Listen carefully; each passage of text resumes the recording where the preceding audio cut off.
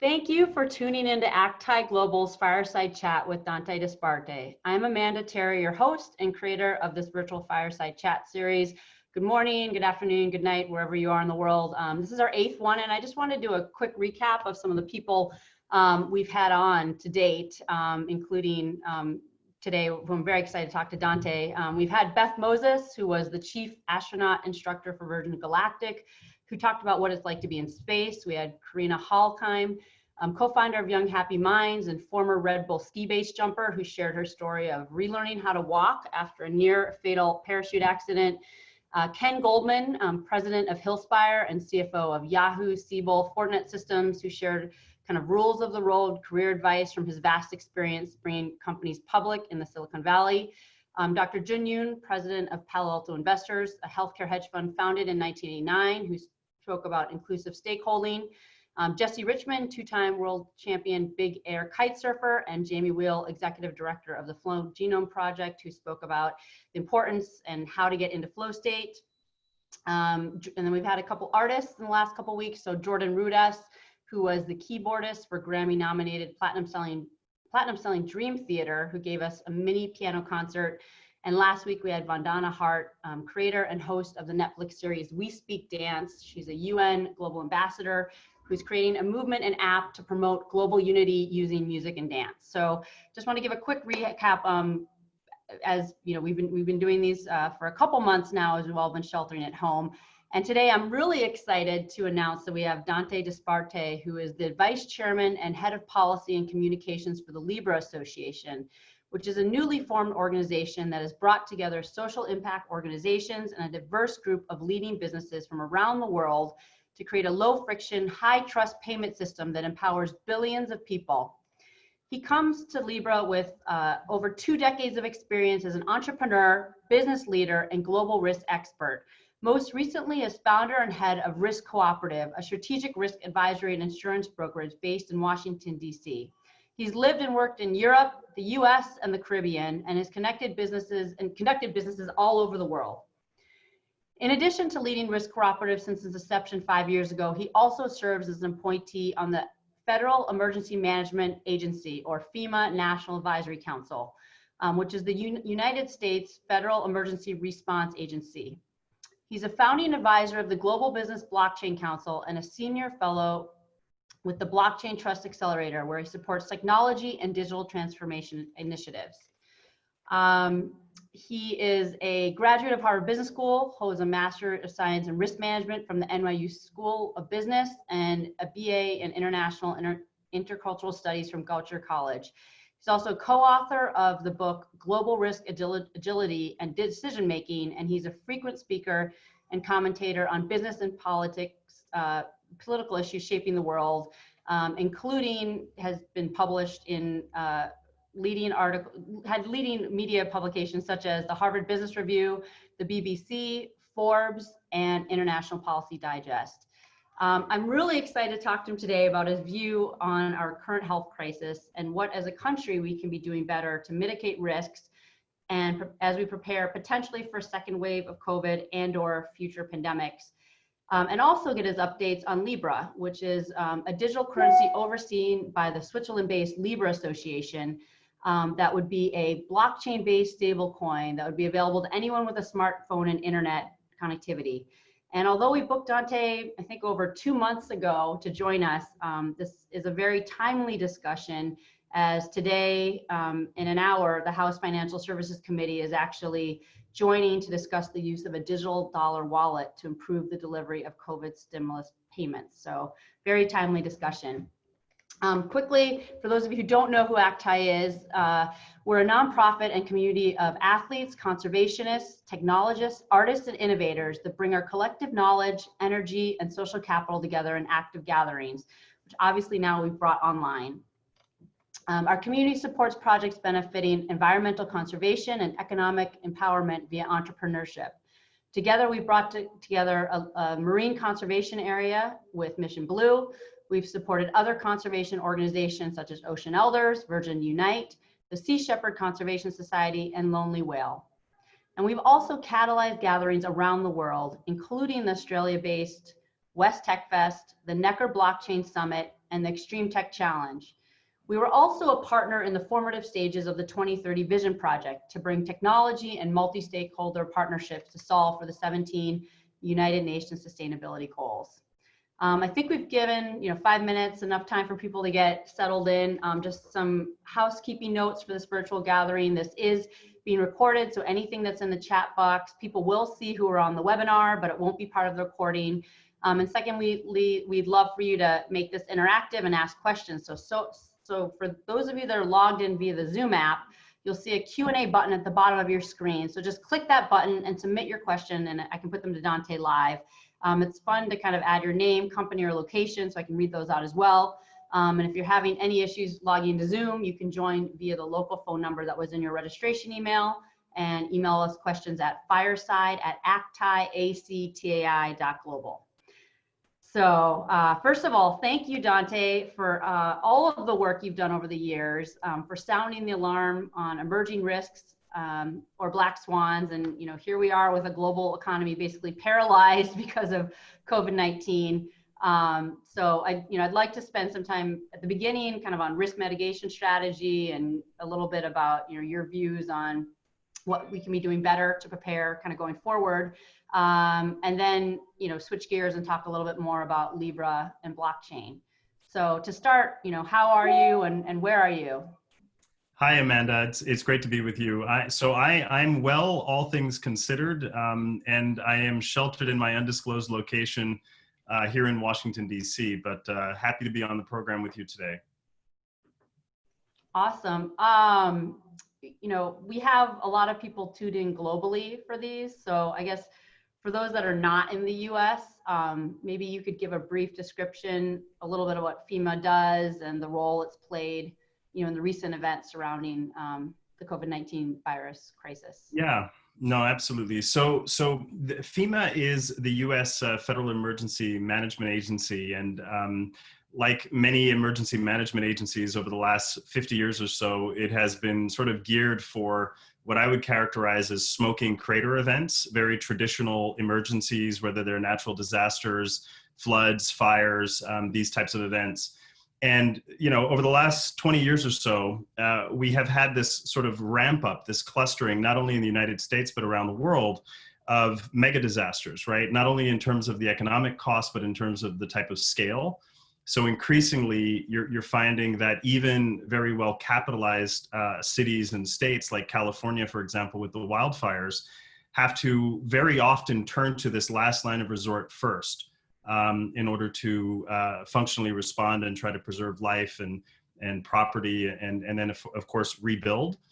And so here you have this really extraordinary event, an event that literally in the span of a few months went from zero to paralyzing functionally the global economy, paralyzing fortress nations. And one of the ironies about this terrible tragedy is that we live in a time when you start to see this resurgence of economic nationalism and populism, and many countries around the world, particularly in the West, are beginning to think about re-erecting national borders. And yet Mother Nature has thrown at us this threat that doesn't check in with Homeland Security or the travel TSA at borders or customs. So it's just, if anything, a big event like this one, where in the United States, all 50 states and all of the US territories, for the first time in our history, have a declared disaster.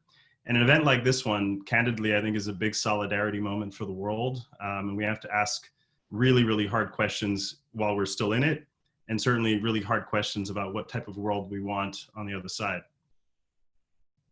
Yeah, I was reading your Harvard Business Review article, I think it was August 2017, the world needs a DARPA-style project to prevent pandemics. And you wrote, pandemics do not recognize national borders.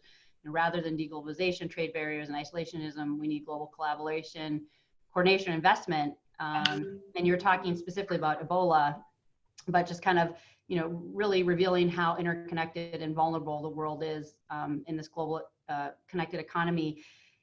Fast forward now 3 years, I mean, you kind of gave a little bit of commentary, but can you kind of give us a checklist of how are we doing as a nation, along those lines that you outlined in your article a few years back?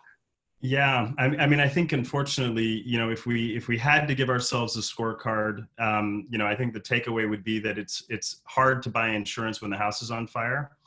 And so, candidly, a lot of the things that Tom Ridge, the first U.S. Secretary of Homeland Security, and I wrote about in that article haven't been addressed since. And I think that sadly is part of what we're addressing right now. That things like epidemiological and vaccinology. This is an effort that takes a long, long, long time. And when you hear people like Dr. Fauci describe the roadmap that lies ahead of us, we're cautiously optimistic that we may have something early next year, but typically it's a 12 to 18-month run.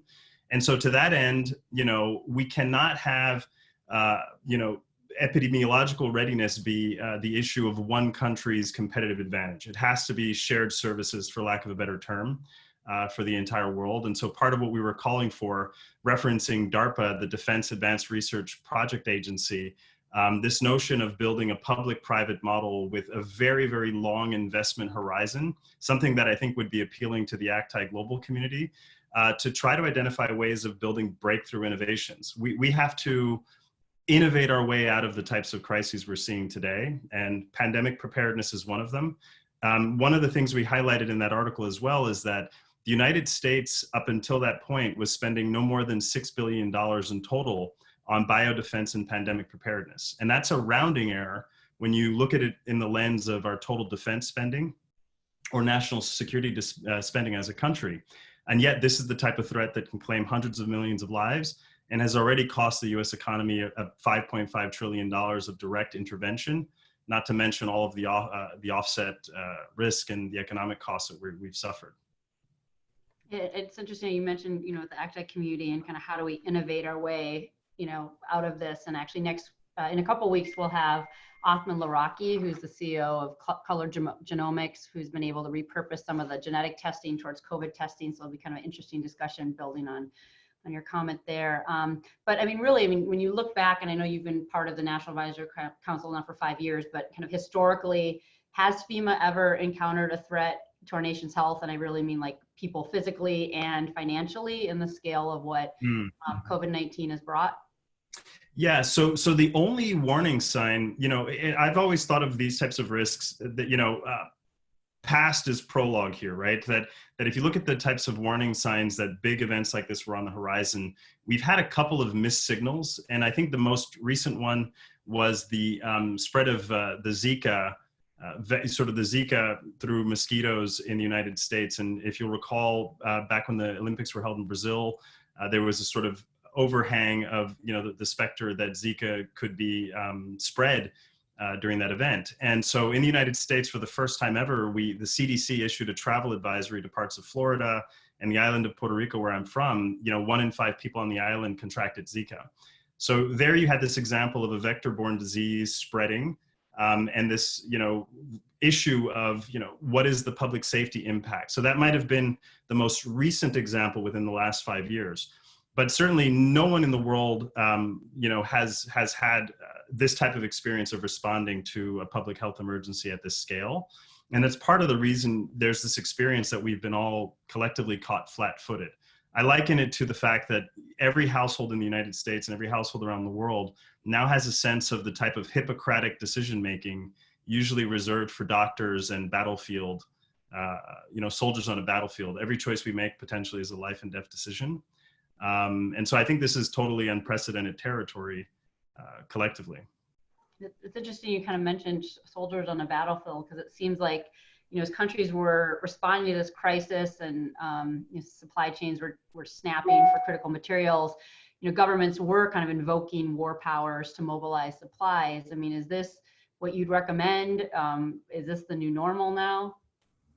Well, it tells you a lot about the states of readiness, right? I mean, one, this is a 100-year event, and it's not unlikely that we'll see them more often, bearing in mind, of course, that the coronavirus pandemic is what they call a zoonotic disease, which means that it's leapt from the animal kingdom into our species.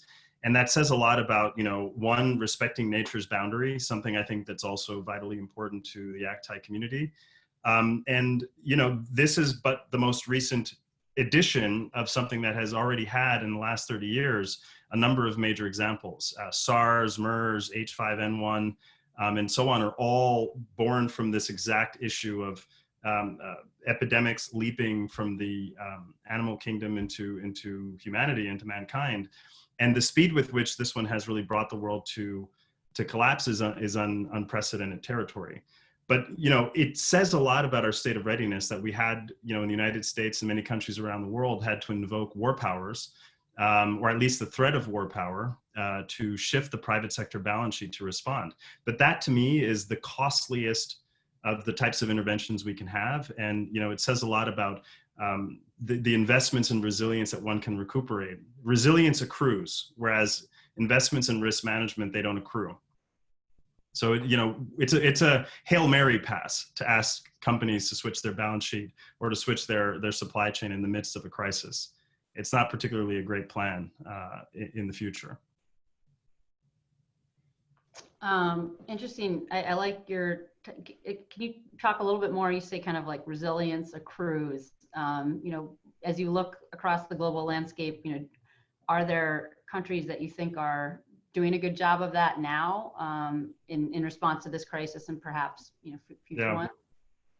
Yeah. So, clearly we're still in it. So it's very hard to do, full post-mortem, if you will, for lack of a better term, on which countries are doing well. But there are some interesting trends emerging.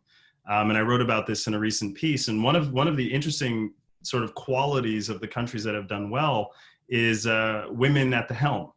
One, female leadership has proven to be a difference maker. And you see that example, I think the best example in the world right now is New Zealand, with Jacinda Ardern, the prime minister, has made New Zealand the ostensibly the first country in the world to entirely eradicate COVID-19 and declare sort of a free state again. And you also see good examples from Angela Merkel in Germany, and Finland as well. But so in addition to that being a difference maker, you also, of course, have countries where you have high trust in institutions, high quality health systems, and universal access to those health systems have been major, major difference makers. So, on the other end of this, I do think as the United States looks at itself in the mirror, the pandemic didn't break our system. It merely revealed which aspects of our economy were broken or flawed in the first place. And so a country with so many millions of people on the margins of the healthcare system, so many millions of people living check to check, something like 40 million Americans, or 40% of the country rather, do not have $400 or $500 to survive a financial setback. And so anything like this would have tilted us into the paralysis that we're now seeing. So the pandemic is making the very best case for building a better, more resilient, more equitable economy on the other side. And 110,000 lives later, trillions of dollars spent, and we're not out of it. And the prospect of a second wave is very much upon us. I do think we have to ask big, deep, hard questions about society on the other side. And we'll get a little bit into the question of unbanked and potential solutions for that. But just a couple more questions here on kind of our where we are as a nation. But what's the end game? How do you think we're going to fare in this crisis? And what would you say are issues that we need to watch for with a potential second wave, or what would potentially be in another pandemic? Yeah, I mean, I do think I'm an eternal optimist. I think despite, the doom and gloom first half of our conversation, Amanda, I can promise you that, we will, and we have no other choice but to innovate our way through it and out of it. And there is, I think, this is a big moment of global solidarity, if not just national solidarity. And so, the species, we as a species are very resilient by nature. And I do think this is the type of moment in time, like past crises before us, that will create new institutions, will create new forms of collaboration. I think a lot in this community have done a lot of work in the open source domain to help build prototypes for face shields and 3D printing, and sort of figuring out how to distribute and harness computing power to determine which vaccine combinations might be useful.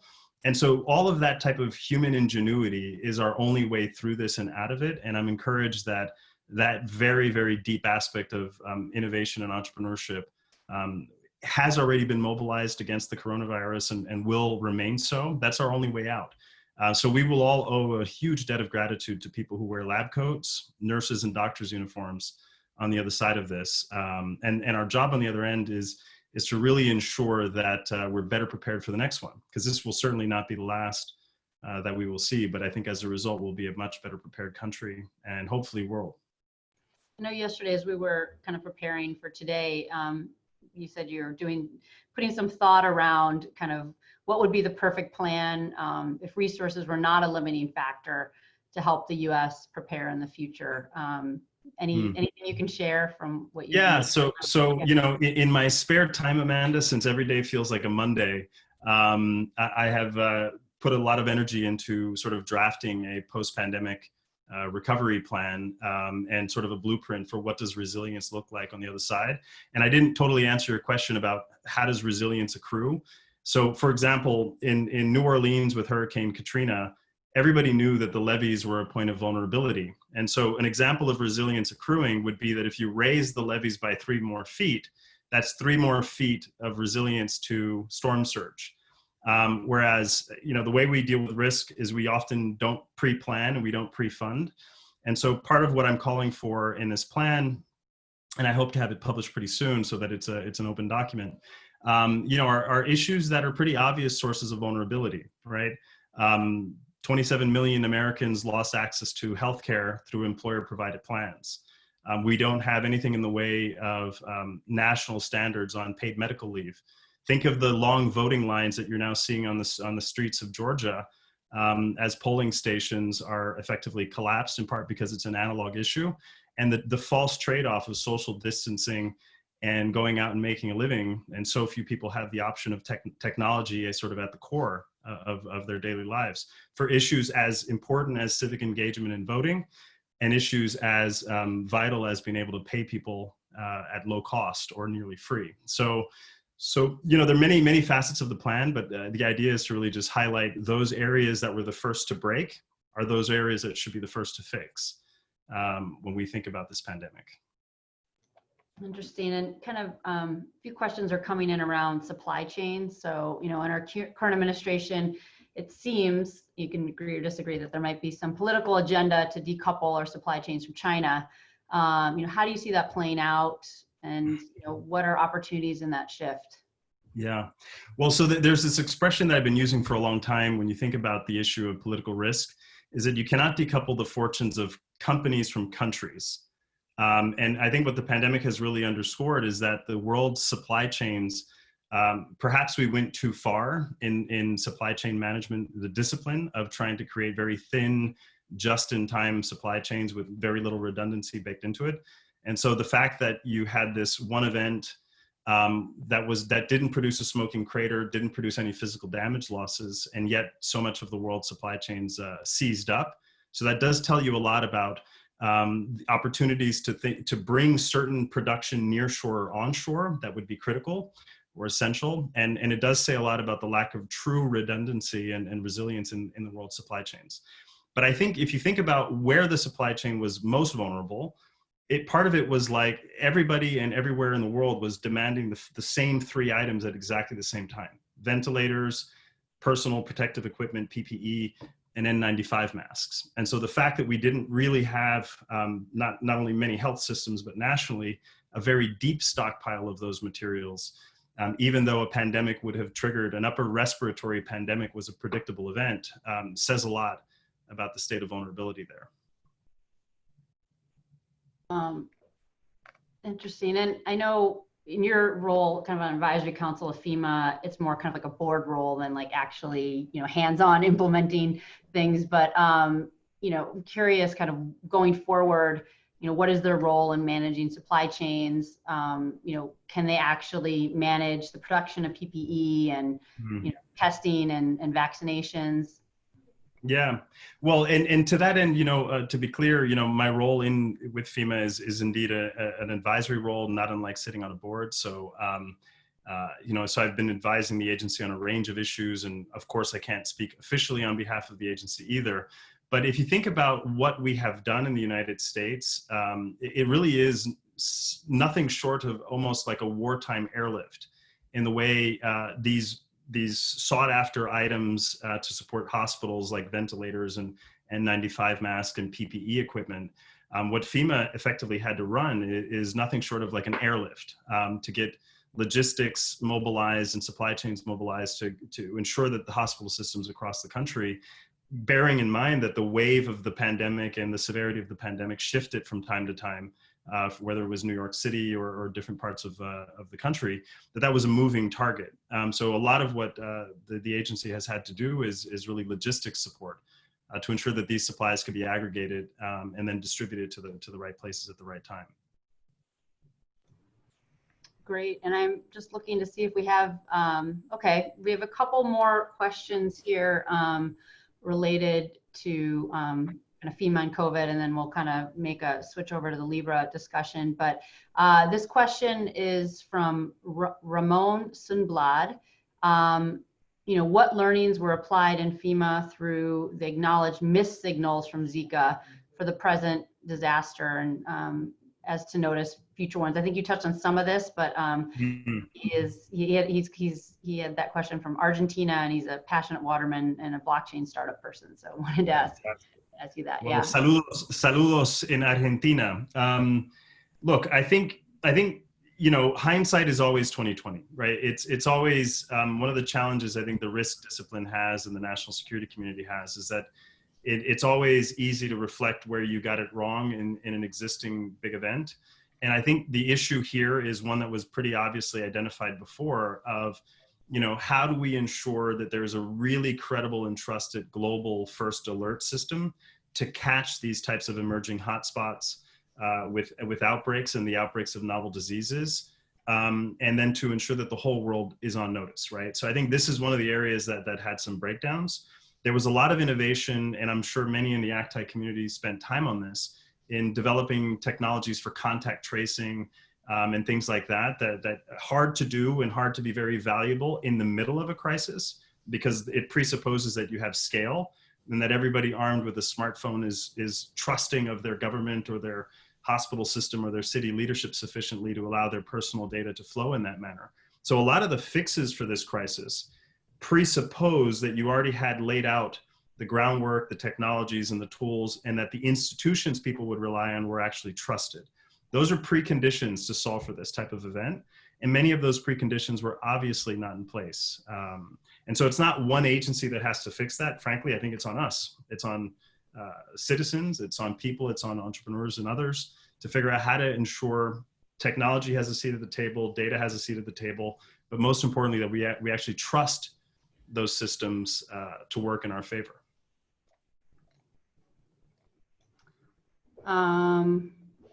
Great, and I have one question here. I'm not sure where they're trying to go with this, but I will ask it. It is anonymously asked, but you know, what is the role of FEMA in social disparity? It's a hard question to answer, and you know, I think it's bigger than that. I think if I had to sort of cast a lens on the question of social disparity, I would go back to this issue of that in the span of 90 days, we've put $5.5 trillion of taxpayer money on the table to help shore up the US economy and shore up vulnerable industries.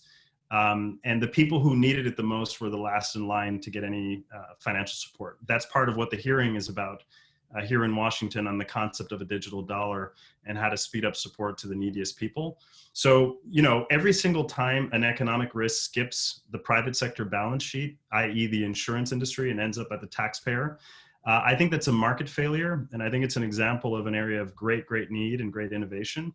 And so, you know, events like these are only exacerbating and adding decades of runway ahead of us before we can get anything close to a more equitable society. And so I think we should all be concerned about it. We cannot sweep these issues under the rug any more than we could ignore communities that have been ignored. I think part of what has animated the Black Lives Matter movement in the US at this particular point in time is this social inequity and this social disparity that I presume is what, you know, the heart of that question. Great. And I think, kind of changing gears, we talk about social disparity, we talk about wealth disparity, and obviously that's part of the mission of Libra is to help alleviate that globally. We do have just a quick intro video about Libra, so if we can cue that up, we'll watch that and then we'll get into some of the questions more around blockchain and Libra.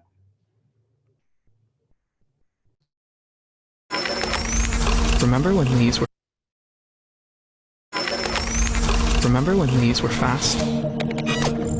And these?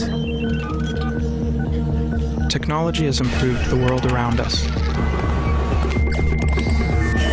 So why is it simple to send one of these anywhere in an instant, but not money? Bartering to shell, to gold, to money. What if we made money truly global, stable, and secure? What if everyone was invited to the global economy with access to the same financial opportunities? Introducing Libra, a new global payment system designed for the digital world, backed by the belief that money should be fast for Ope in Lagos, simple for Saul's family business in Manila, and secure for Betsabe when sending money home to Mexico City.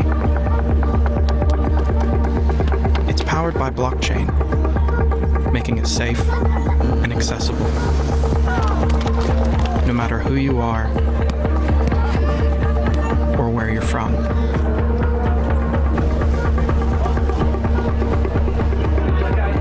So join us as we move towards a world where money works for everyone.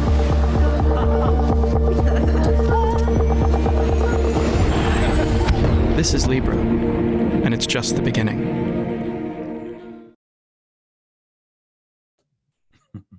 Great. I think we have probably possibly a wide variance of knowledge about crypto and Libra specifically, with obviously very expert people to maybe some more lay people on. So maybe in your own words, could you give kind of a brief description of Libra and maybe a summary of where it's at from when it was announced roughly a year ago?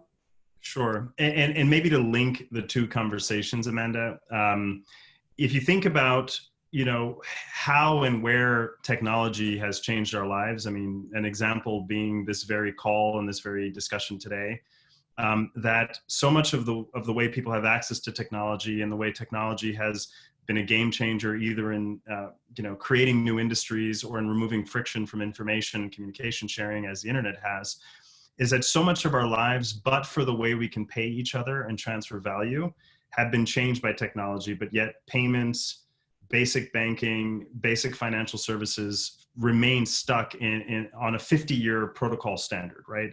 So very little has changed there. And so, the project really, and what motivated me to join Libra, is that all too often my career has been looking at risk and looking at how to insure risk. But by the time the risks ended up on the insurance balance sheet, it was too late. There was nothing we could do about it. Effectively, it was a loss. And when you start to think about a lot of the root cause issues around the world of big complex events, whether it's political risk and social cohesion and these types of issues, one of the fundamental root cause issues is the lack of equity and the lack of access for billions and billions of people around the world to basic financial services. And so what I think Libra is aspiring to do, and what I signed up for, is to help build an open source technology platform that's powered by blockchain. That would facilitate effectively low-cost payments on a peer-to-peer basis. And so even, and the way this works today, back to the earlier part of the conversation, is that if you won the zip code or national birth lottery, you might have been born into a system that had access, at a native level to low-cost payments or low-cost telephony and internet access. But that is by no means ubiquitous, right? So we have 1.7 billion people with no access to basic banking. You have millions of Americans, 40 million Americans have lost their jobs. Think about the impact of rural communities or poor communities, of social distancing requirements and the inability to get a fast payment or to make a fast payment. That is digitally native, right? So I think part of what Libra is trying to build is an infrastructure layer that is based on blockchain that would empower people, the developer community and others, to build wallets, digital wallets, that would support those peer-to-peer payments. So that's the kind of crux of the project. And I think it would be an enormous difference maker. In fact, the first $2.2 trillion stimulus bill in response to coronavirus called for the creation of a digital dollar and a digital wallet for every citizen to effectively speed up the type of public support we have. We live in a country and a world with a one-sided financial system. We're very easy to tax, but when the government has to reverse the flow of that payment to pay an individual, we rely on analog paper-based solutions to get that done. And so something like Libra would be an enormous game changer as an open source technology. And I don't know how much insight you have into what's going to be discussed in half an hour with the House Financial Services Committee, but is Libra part of that discussion? And, you know, not that you have a crystal ball to know what they're going to discuss, but any thoughts on kind of where is our government in kind of accepting, you know, digital currency, especially in relation to COVID stimulus payments? And yeah, any comments on that? Well, look, the entrepreneur in me is, one, glad that at least the conversation is moving from abstract to real, but at the same time, it's not likely we're going to ever get public sector solutions for this in a timely enough manner to make a difference now, right? So I do think it's an interesting conversation as part of a global trend. Something like 70% of the world's central banks are thinking long and hard about what they call central bank digital currencies, or CBDC, so a digital version of the US dollar and other issues like that. And I think that's an important debate. But what I've learned of those, you know, conversations is that much of the effort on digitizing payments at the central bank level tends to focus on wholesale applications. Last mile applications, retail applications, things like removing, you know, the stubborn cost of the global remittance flows will require real deep innovation in the last mile domain to support households and individuals.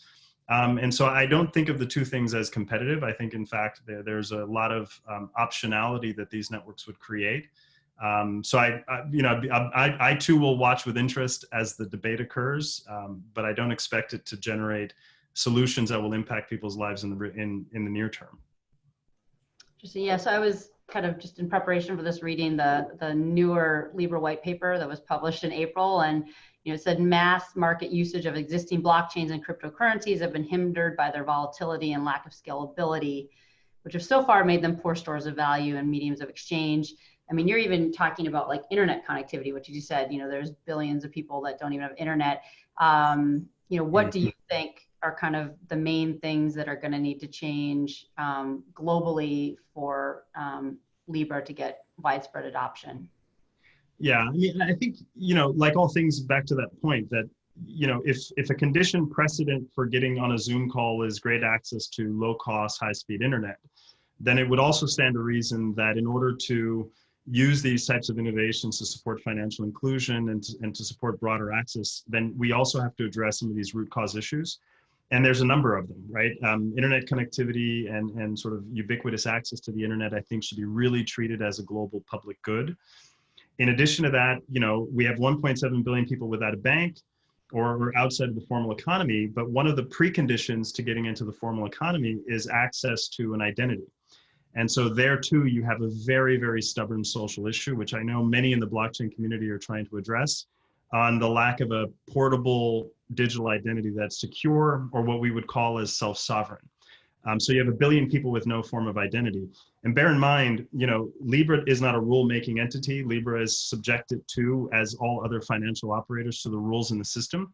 So one of the preconditions of pulling people into the system is to conduct a know your customer screen.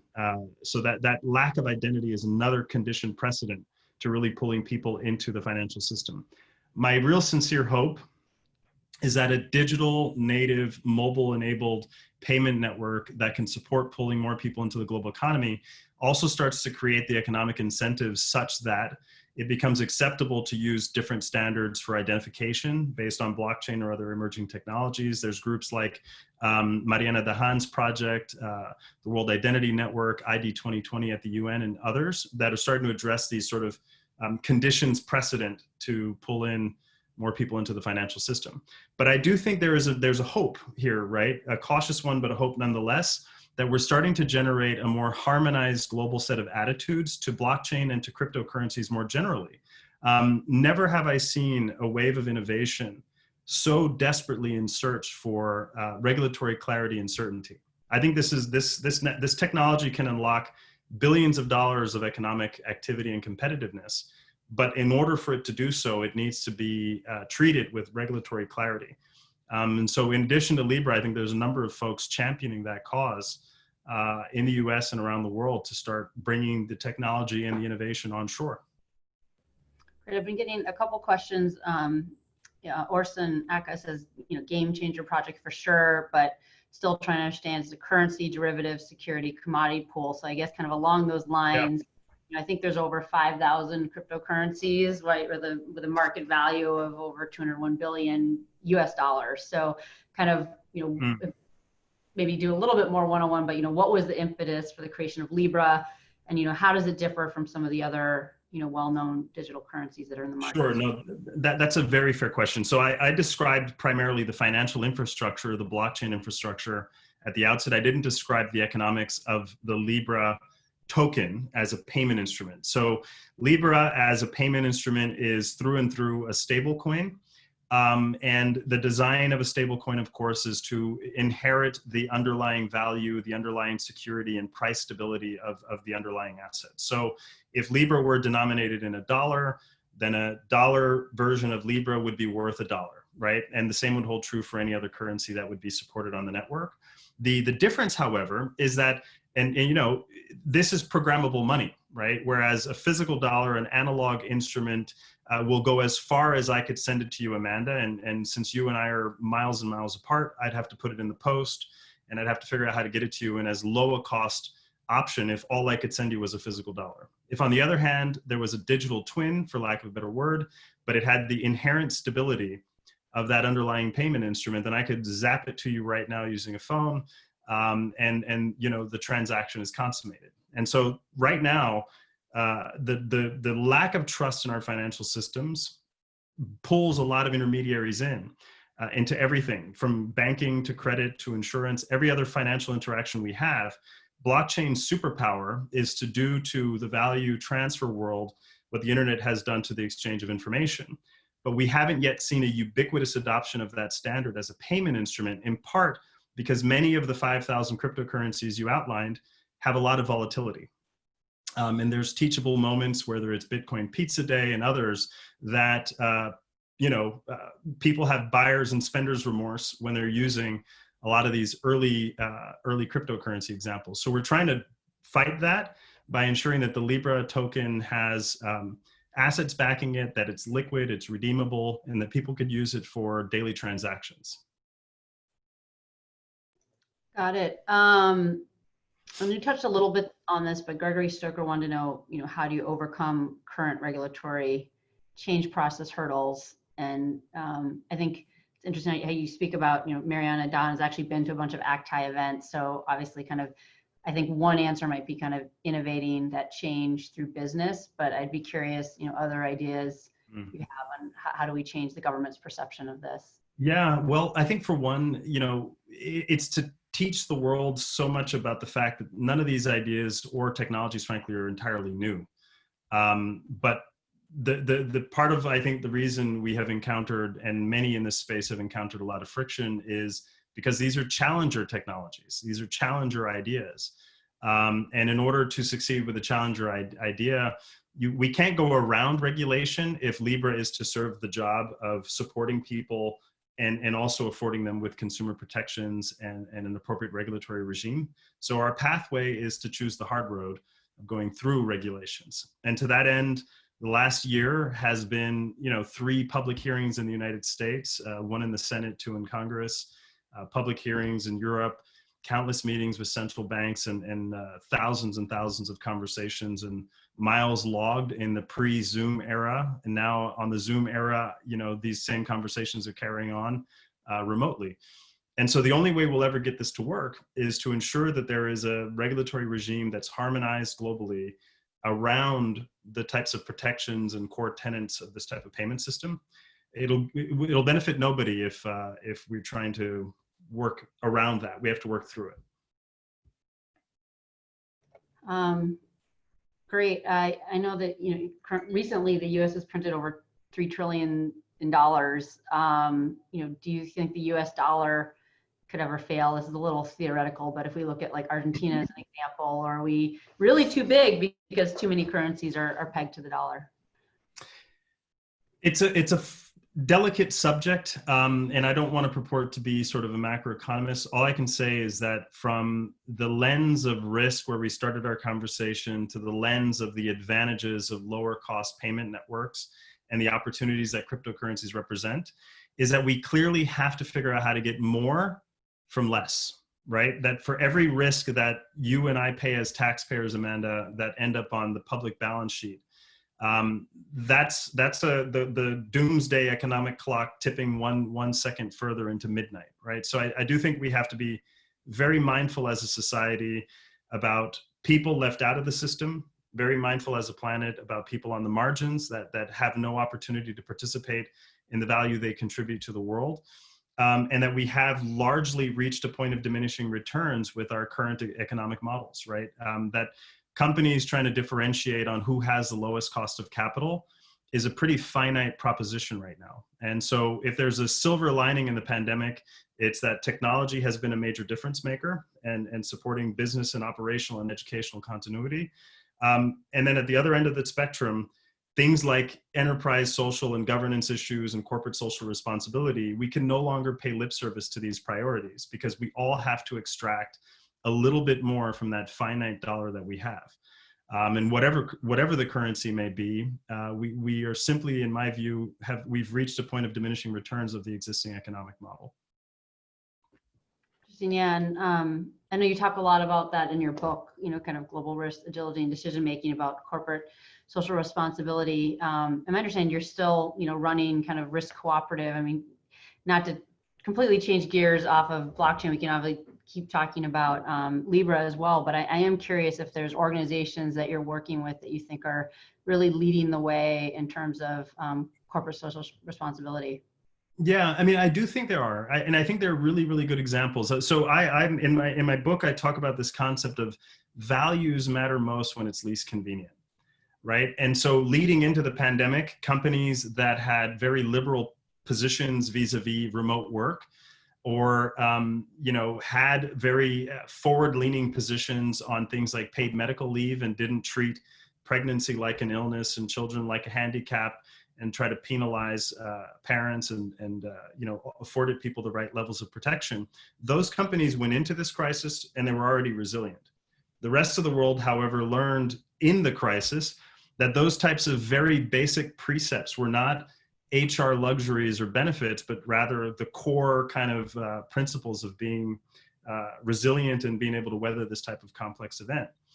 So I do think there are examples, many, and Zoom being one great example.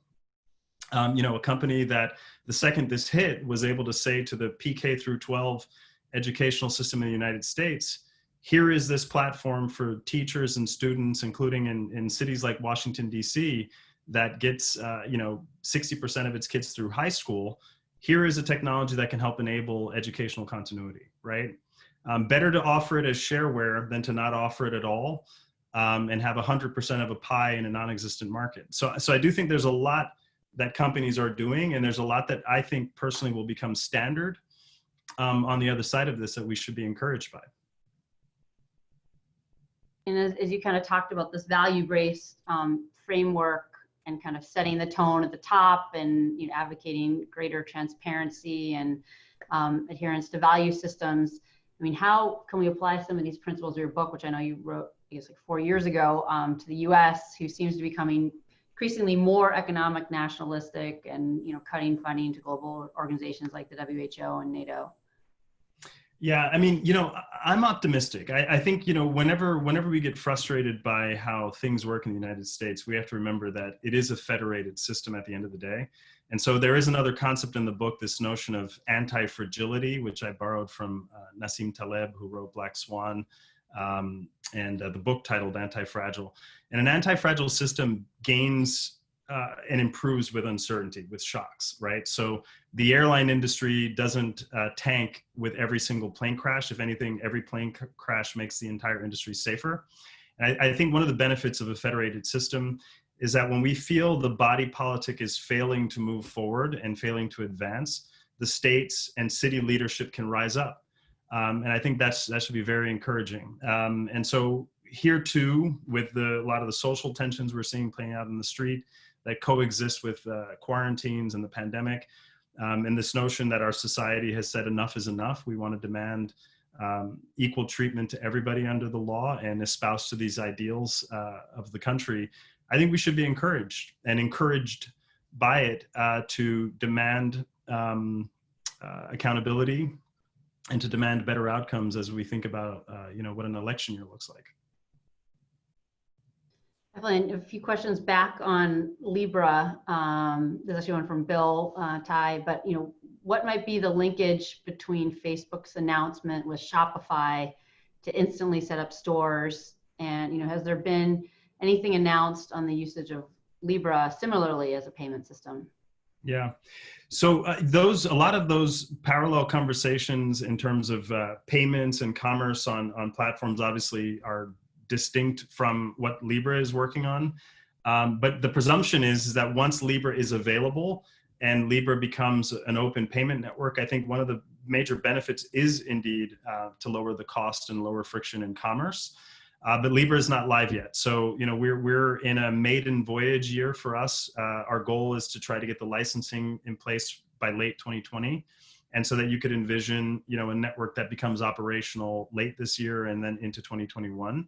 At which point you could envision a whole wide range of use cases. And that's one of the things that's really exciting about the governance model of the project. Today we have 27 member organizations, including Novi, Facebook's wallet, Shopify, and many others that will help drive utility of the payment system and of the Libra coins to really put this in the hands of end users, both for cross-country and cross-border remittances and peer-to-peer payments, but also you can envision a range of different merchant transactions and others that will lower cost and put more money back in the hands of people. Interesting. You kind of talked a little bit earlier about kind of this basket of currencies. Can you kind of provide a very simple explanation for folks on how that basket of currencies as a reference value will work? Yeah, so I think the question relates to, the original white paper described Libra, the token, as a basket-backed token or a basket-backed cryptocurrency.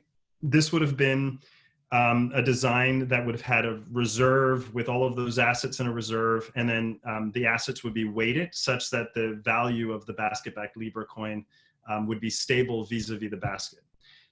Instead, what we have announced in the updated white paper is the ability of the network to support single currency stablecoins. So again, imagine a Libra dollar, a pound, a euro as three examples, and that the denomination and the creation of the multi-currency Libra coin would be a composite with fixed weights of the underlying stablecoins on the network. So, and the use case for the multi-currency Libra coin would be to create a low volatility payment instrument that would support cross-border payments, in many cases to countries that might not have a stable coin on the network or don't have cryptocurrencies or other options. Something like 50% of the world's adult populations are subjected to hyper volatility in their domestic currency environment. And so the ability to wire a payment to them in a secure, stable asset like this, either the single currency Libra or the multi-currency coin, would be a major difference maker. And so the largest and most important cash flow in the world, bigger than foreign direct investment and bigger than government development aid, is remittances. In 2019, it was a $720 billion cash flow.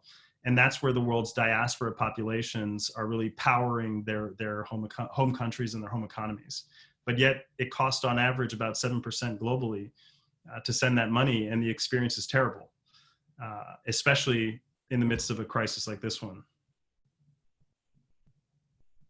Got it. And I know we've just got 6 minutes remaining. I mean, some of the takeaways I've had, obviously, just beyond learning a little bit more about FEMA and your views and how Libra works, is just that I am optimistic that there are so many entrepreneurs and businesses that are going to be able to help us innovate our way out of kind of where we're at today.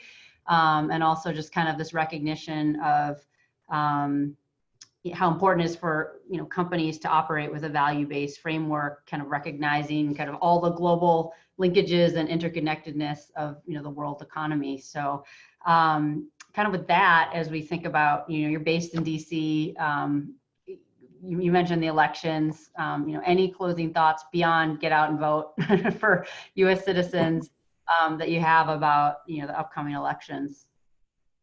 Well, I think like most big crises like this one, Amanda, we should be, I'm optimistic that we will look at ourselves as a country and at the world. We'll all look at ourselves in the mirror and demand better accountability, better outcomes, better basic security. And a lot of the things that we up until now have treated as luxuries, like having access to a banking system, having access to a reliable, fast internet connection, having access to the healthcare system, we've now learned, and the pandemic has made it painfully clear, that these things cannot be treated as benefits for a privileged few. They have to become ubiquitously available and shared goods, right? Digital commons or public goods, right? So I'm optimistic that as we think about, what recovery looks like, and as we think about what the unicorns of the future will have to look like, if cybersecurity and solving for cybersecurity has produced unicorns and very valuable companies, I also think the range of other human endeavors and human challenges will similarly produce, lots of business opportunities and lots of areas for social innovation, among others. And so, election or not, we're all going to have to pick up the pieces of this really great event and figure out how to build a more resilient world on the other side. Well, thank you so much for your time, Dante. Obviously, it was super enlightening. I encourage anyone who has a chance to pick up his book. It's very relevant to dealing with a lot of the issues that we're seeing today. And he's a very prolific writer. So, follow him on Twitter and check out his articles that are coming out, because it's very, very enlightening in terms of what's happening in today's world. So thank you so much for your time. We will definitely have this recording up on the ACTI Global website soon. And our next fireside chat is going to be in 2 weeks, Wednesday, June 24th, as I mentioned, with Othman Laraki, the CEO of Color Genomics. Just a little background on him. He is the co-founder and CEO of Color, which is a population health service that is making it easy and affordable for people to access their genetic information to learn about their hereditary risk for cancer and heart disease. In 2013, he left his job as Twitter's VP of product in order to pursue this singular and radically ambitious vision to basically use clinical grade genetic testing to create a global platform for preventative health. And he's actually been able to use that now for COVID testing. So we pinged him a while ago, and he was literally busy like getting all of this implemented, and he's just coming up for air now to have a quick chat with us. But I think it should be a great discussion next week, and you can register for that upcoming webinar on our website, again, www.actai.global. And until our next fireside chat, I hope all of you stay healthy and stay inspired. And thank you again, Dante, for your time. Thank you, Amanda.